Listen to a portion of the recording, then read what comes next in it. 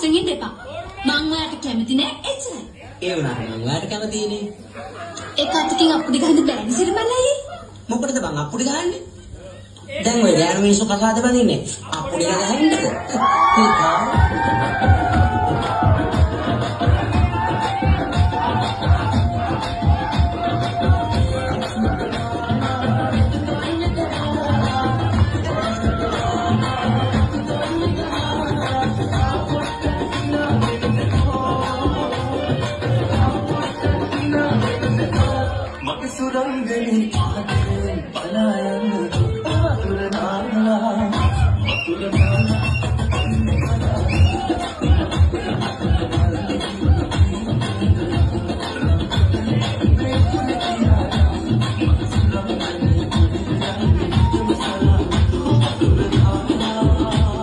ගොඩක් අය කියන්නේ මං හරි කියුට් කියලා.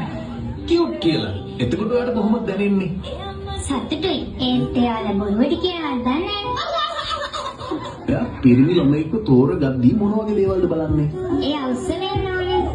ලස්සන වෙන්න ඕනේ. සුදු වෙන්න ඕනේ. හැබැයි එක දෙයක් තියෙනවා මට හරියන්නේ. සෙට් වෙන්න ටික. ඒ මොකද්ද? බොන්න නැති කොල්ලෙක් වෙන්න. Thank you. බොල කොළ